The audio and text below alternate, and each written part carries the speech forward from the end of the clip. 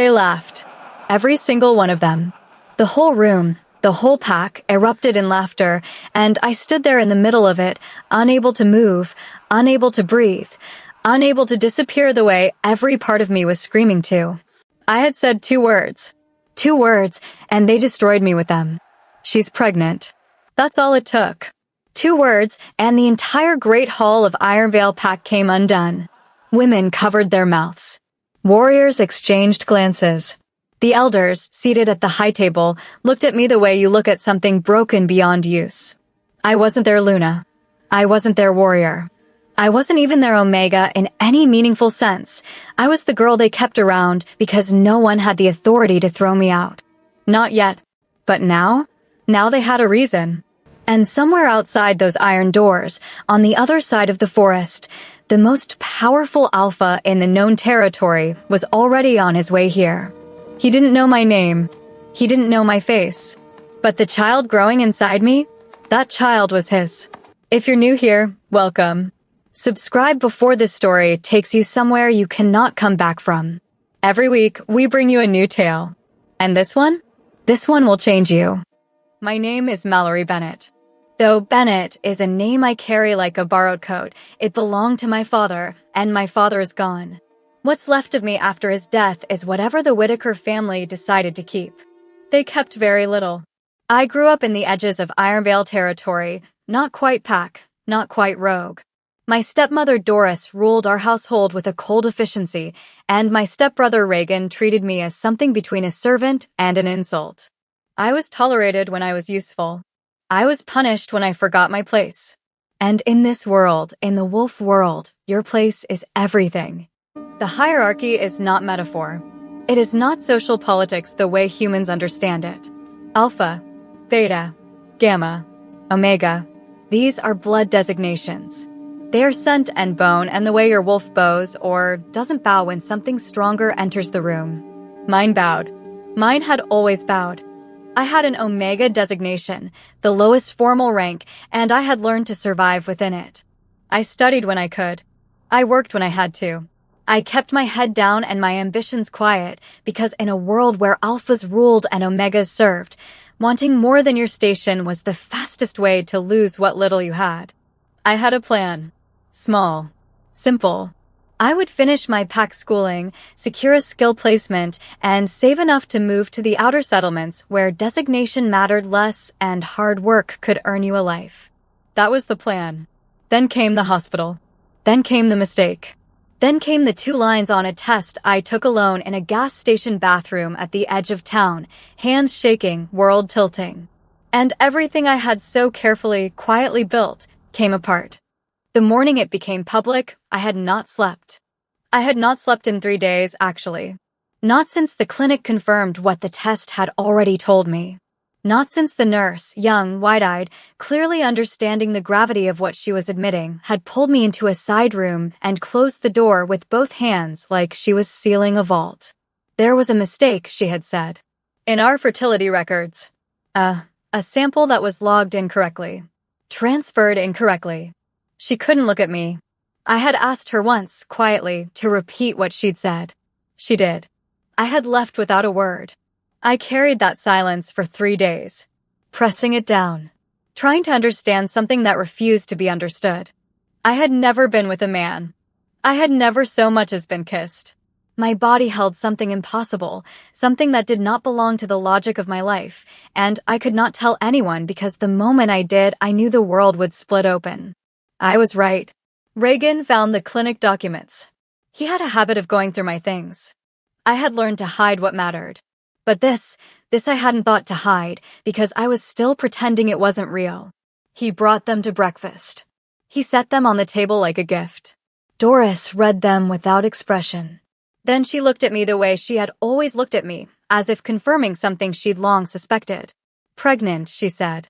Not a question. It's not what. Whose is it? And that was the beginning of the end of everything I had built. By midday, it was whispered through the lower pack houses. By afternoon, someone had told the elders. By evening, I was summoned to the Great Hall, and I walked in alone, because that was the only way I had ever walked anywhere. The hall was full. That was the first sign. The hall was only ever full for judgments, announcements, or celebrations. Tonight, there were no decorations. There were no alpha banners. There was only a semicircle of faces and me, standing in the center of it. Elder Marin, silver-haired, small-framed, with a voice that could shatter glass, rose from the high table. "Mallory Bennett," she said, "it has come to the attention of this pack council that you are with child." I said nothing. As an unmated Omega, this carries significant questions of lineage, stability, and laughter. It began somewhere in the back, one voice, low, private. Then another. Then it caught like fire, and within seconds the whole room was doing it. Quiet at first. Then not quiet at all. I stood still. I had learned, long ago, not to flinch at laughter. Flinching only made it worse. You held yourself together like you were made of iron, even when you felt like paper, because the moment you cracked, they owned the crack. But this was different. This wasn't schoolyard cruelty. This was an entire pack council deciding, in real time, that I was a joke. That my situation was entertainment. That whatever had happened to me was something I deserved. Tiffany Whitaker sat at the edge of the council table. She wasn't an elder, but her mother Barbara was, and Tiffany had the kind of presence that filled rooms without permission. She was beautiful the way weapons are beautiful, sharp, precise, and built to cause damage. She watched me from across the hall with a small smile that didn't touch her eyes. The Omega got herself into trouble, someone said behind me, and the laughter swelled again. And that's when the doors opened. Not with drama. Not with announcement. They simply opened wide, both sides, the way they only opened when the rank entering the room required it. The laughter stopped. Instantly. As if someone had cut the sound from the world.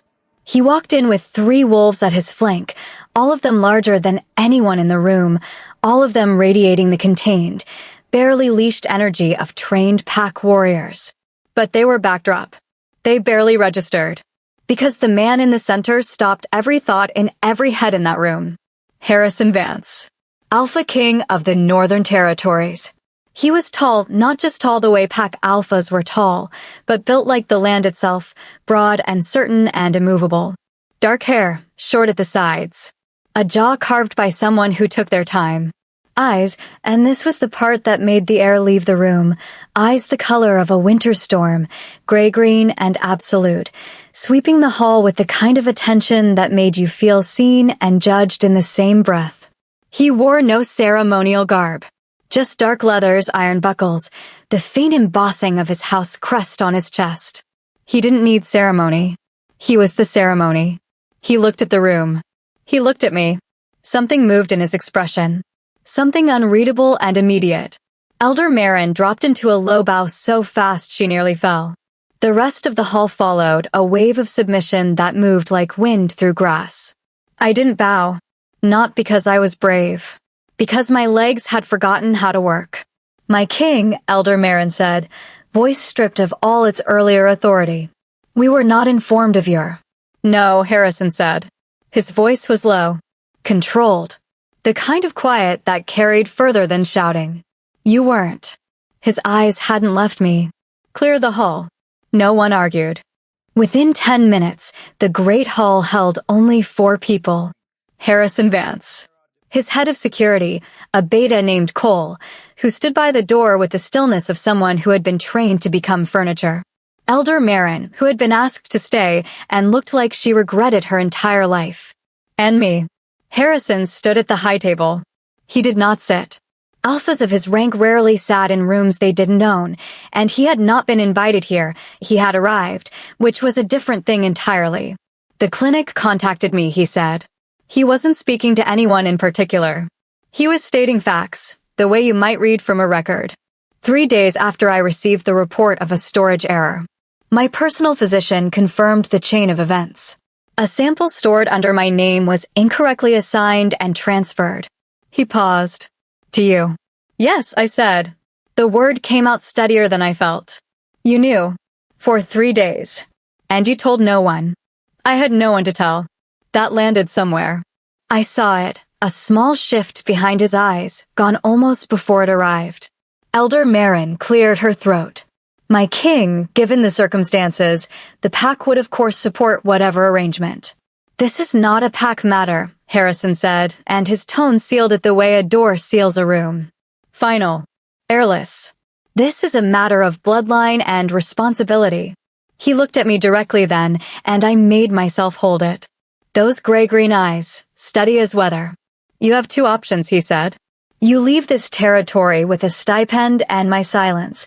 The child is acknowledged as mine, raised under contracted distance, with full financial support but no formal standing. He stopped. Or you come with me, as my contracted mate. The child is legitimate. You are protected. In exchange, you follow my household rules, make no public challenges, and when this arrangement concludes, you leave cleanly. The room was silent. I thought about Doris's face that morning. I thought about Reagan going through my things. I thought about the laughter, that whole room of people laughing at me like I was the punchline to a joke I hadn't been told. The second option, I said. Harrison held my gaze for one more moment. Then he turned to Elder Marin. Prepare the transfer of residence documentation. She leaves tonight. The Vance estate sat at the crown of the Northern Ridge stone towers, iron gates, torches that burned blue in the cold night air. I arrived with one bag. The housekeeper, a compact, efficient woman named Petra, showed me to a room that was larger than the entire ground floor of Doris's house. I sat on the edge of the bed for a long time after she left. Safe, I thought. The word felt foreign, like a language I'd studied but never spoken aloud. But safety, I would learn, was not the same as peace. The pack whispers followed me even inside the estate walls. Servants talked. The contracted betas who ran pack liaison between Harrison's court and the outer territories talked louder. And word spread the way word always spread in wolf society, fast, hot, and shaped more by speculation than truth. The Omega got lucky. That was the charitable version. The Omega trapped the king. That was the one gaining ground. And then there was Tiffany Whitaker, who arrived at the estate 6 days after I moved in, standing in the receiving hall in a pail for wrap and a smile that had been rehearsed in a mirror. I just wanted to welcome you, she said, when Petra brought her to the sitting room where I was reviewing pack archive documents, my own quiet project, searching for anything that might tell me why a girl with no pack standing had golden eyes. She sat across from me without being asked. We've known Harrison for years, she said. The Whitaker and Vance lines go back generations. My mother served on his father's council. She picked at an invisible thread on her sleeve. He can be cold. Especially with people outside his world. I'd hate for you to misread it. I appreciate the concern, I said. Of course. She stood, smoothed her wrap. Omegas can misunderstand pack dynamics sometimes. I just want to make sure you're comfortable. A pause at the door. While the arrangement lasts. She smiled. She left. And I couldn't shake the feeling that this visit wasn't a kindness. It was a measurement. She had come to see how much I knew. And she had left satisfied that the answer was not enough. I looked down at the archive document in my hands and realized I'd been gripping it hard enough to wrinkle the page. 2 weeks later, Tiffany's cousin, a third-year student at the Pack Academy, cornered me in the upper courtyard where I'd been walking. 3 others with him. He said nothing clever. He didn't need to. He grabbed my arm, called me a word I won't repeat, and shoved me toward the stone wall hard enough that I stumbled. I should have gone down. Something stopped me. Not my strength. Not my footing. Something inside me, something that surged upward from a place I didn't know I had, went rigid, and the cold air around me snapped tight, and frost spread from my fingertips along the courtyard stone in a perfect, silent radius. The boy stumbled back. What he started. But I was already gone. I didn't tell Harrison. I didn't tell Petra. I went in my room, sat with my back against the closed door, and looked at my hands for a very long time. Whatever that was, it wasn't Omega. 3 months into the pregnancy, I nearly died. I don't say that for drama. It is simply what happened. Tiffany had been escalating quietly, small things, untraceable. Something added to my evening tea that Petra later identified as a suppression compound, designed to block wolf instinct. A door left unlocked on a night when 3 rogue-ranked wolves were reported near the estate perimeter. An invitation to a pack social that turned out to be attended exclusively by Whitaker allies who spent 2 hours reminding me, in increasingly direct language, that I was temporary. The night of the attack, I had gone to the East Wing archive alone, an old habit of mine, late-night research, the kind of quiet that helped me think. I heard the sound too late. The ward seals on the archive door had been disrupted. I would learn later that someone had used a council-level override code, which meant this wasn't opportunistic. This was planned. There were 2 of them. Pack-trained, both of them, which meant they were fast and they knew how to hurt without leaving marks. One pinned my arms. The other said something about making this look like a fall. And then the cold came. Not the frost from the courtyard. That was a spark. This was the full fire. This was the deep, total, absolute cold of the far north.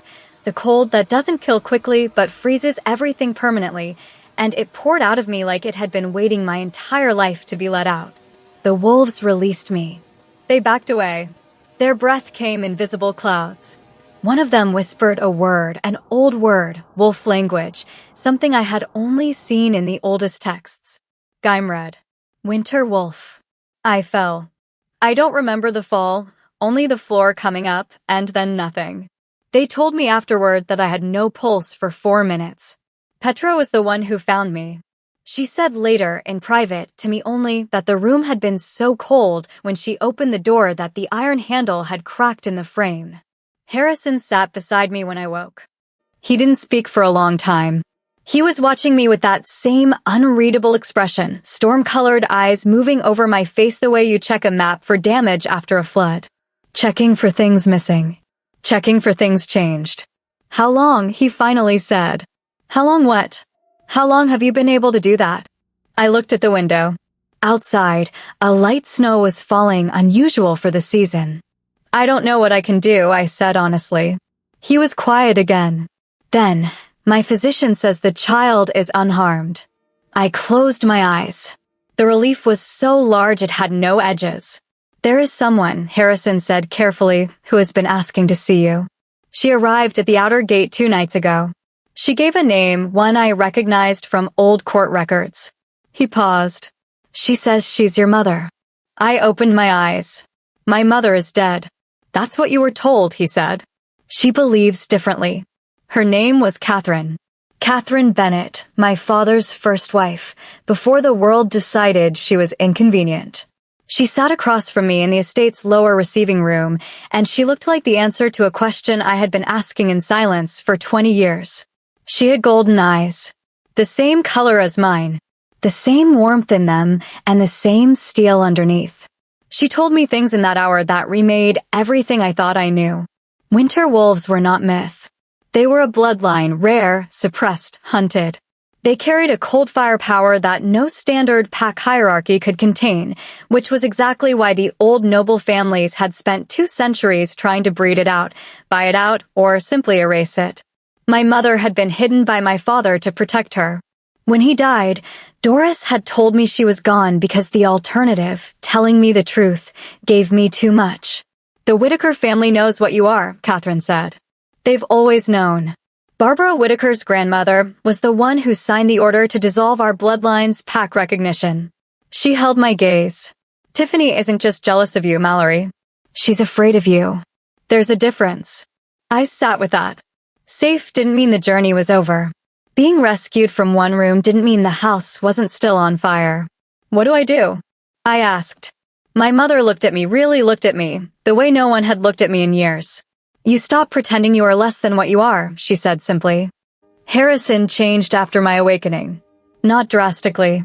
He was not a man given to dramatic shifts. He was steady the way old stone is steady, and I had come to trust that steadiness more than I admitted. But he began to seek me out in the evenings, in the library or the upper terrace, asking questions about the archive research I'd been doing. He listened without interrupting. He remembered what I said. Small things. But in my life, small things had been the only currency available to me, and I had learned their value. The contract between us was a document. But something else was growing alongside it, slower, quieter, more honest than either of us knew how to name. Which was exactly when Tiffany Whitaker made her most dangerous move. The compound was called a resonance lure. I found the name later, buried in the wolf lore texts my mother had begun bringing me old volumes with water-stained pages and handwritten margins. A resonance lure was a scent-based alchemical, not poisonous, not violent. Subtle. It mimicked the precise biological markers of a true mate bond, causing the recipient to experience overwhelming emotional attachment toward whoever administered it. It was, in older terminology, the kind of thing that ended dynasties. Tiffany had been preparing for months. She arranged a private dinner with Harrison under the pretense of council matters. Her mother Barbara's influence made the request seem routine.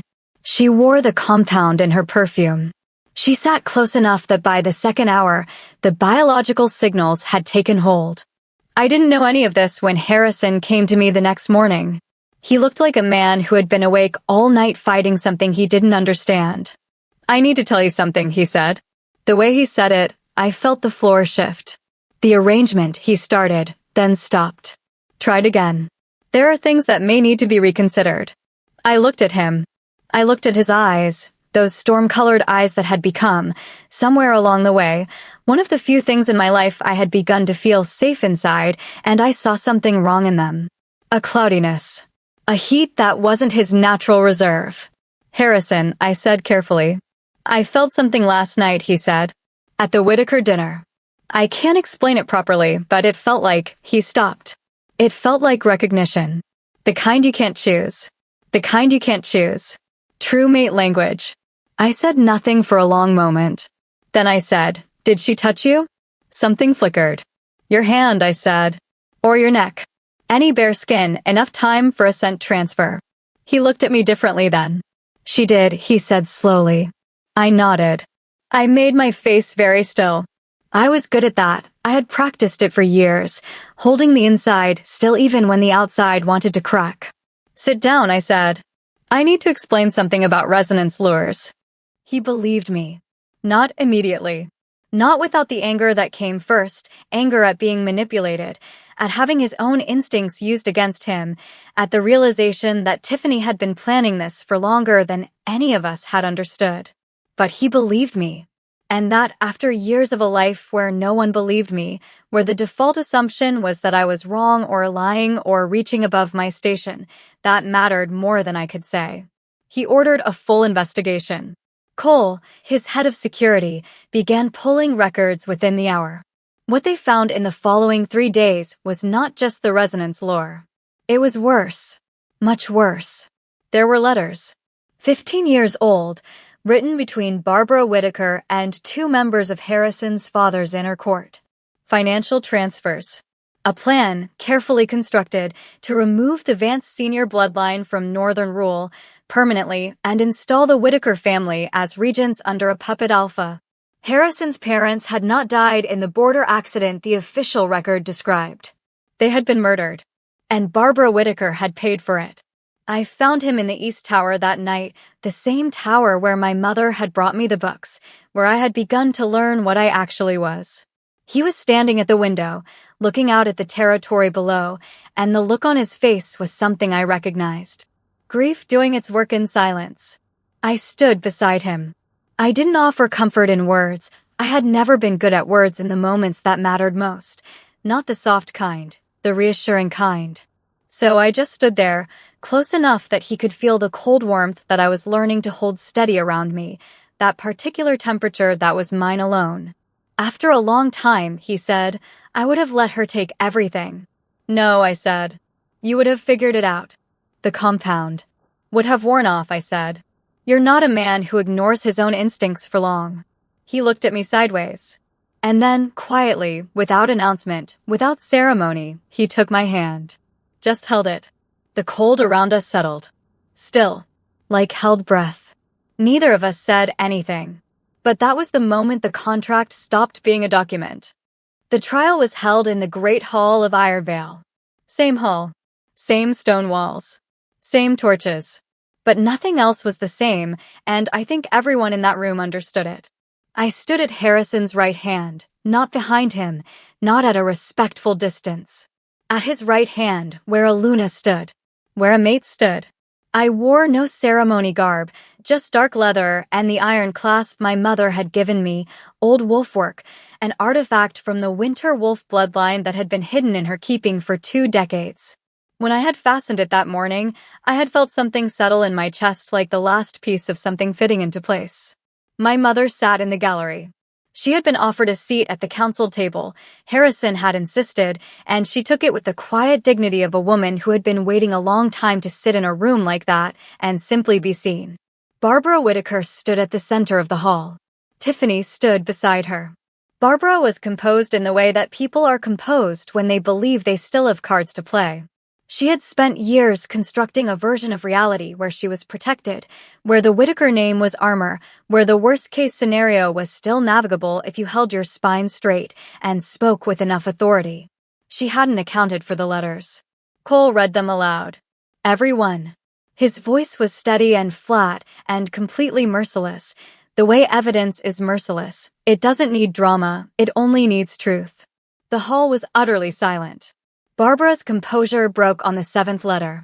It was the one written 3 days before the Vance Senior Alpha's supposed accident, and it named names that were still living, names that were sitting in the council gallery right now, listening to their own complicity read back to them in front of the king they had conspired to orphan. Tiffany said nothing through any of it. She had made the calculation, I think, that silence was the last remaining defense. She looked at the floor. She looked at her hands. At one point, her eyes found mine. I held her gaze. I didn't feel triumph. I had expected to, I had imagined, in the dark hours, what it would feel like to watch her understand that her plan had failed. But what I felt instead was something quieter. Something that felt almost like pity. She had spent so much energy trying to destroy me that she had never once tried to build herself. Harrison delivered the sentence himself. Exile, permanent, full, stripped of Whitaker name recognition within Northern Pack territory for Barbara. The Allied Council members who had signed the letters were removed from position, their territories placed under interim administration.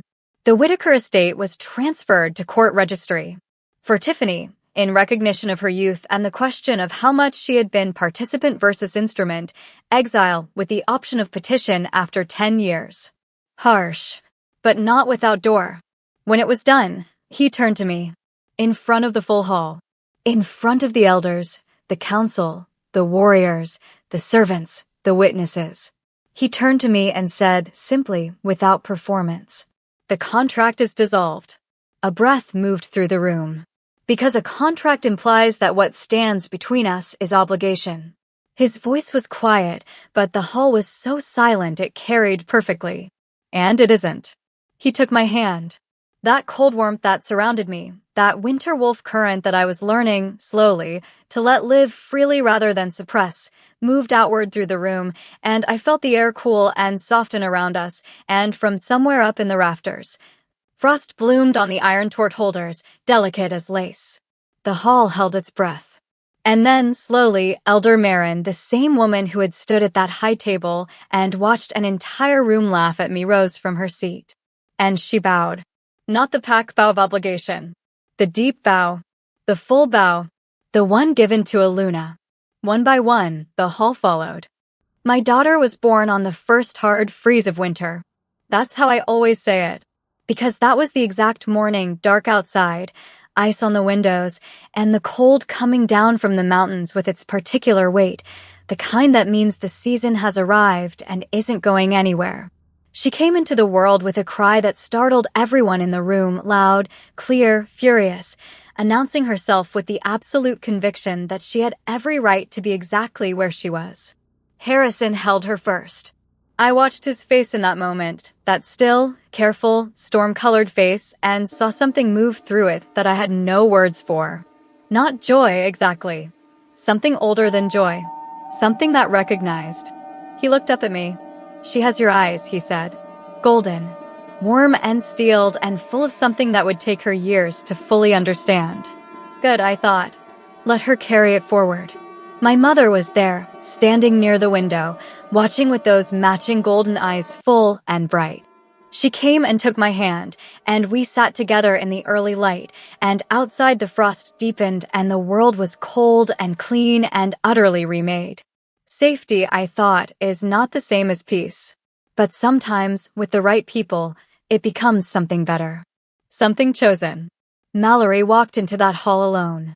She carried something impossible. She stood while they laughed, and she didn't flinch, because she'd been trained by a lifetime of small cruelties to hold herself together even when everything inside her wanted to fall apart. And she made it. Not because someone saved her. Because she was always more than they decided she was. If this story touched something in you, if you've ever stood in a room that laughed at you, if you've ever carried something you couldn't explain, if you've ever been told your dreams were too big for your station, this channel is for you. Subscribe. New story every week. And don't let this one be the last one you hear. Because the next one starts where this one ended, with a woman who was told she didn't belong. And she's about to prove every single one of them wrong. There is something no one tells you about survival. They tell you it's about strength, about fighting, about not letting them break you. And that's part of it. But the deeper truth, the one that takes longer to reach, is that survival is really about the moment you stop performing endurance and start living. The moment you stop asking if you're worth protecting and start protecting yourself. The moment you stop apologizing for taking up space and start filling it. Mallory didn't start that journey when the Alpha King walked in. She started it years before, in every small act of quiet resistance, the studying she did when they said she was worthless, the plans she kept when they said she had none, the way she held her spine straight in a room full of laughter. The king walked in, but she had built herself into someone worth walking toward.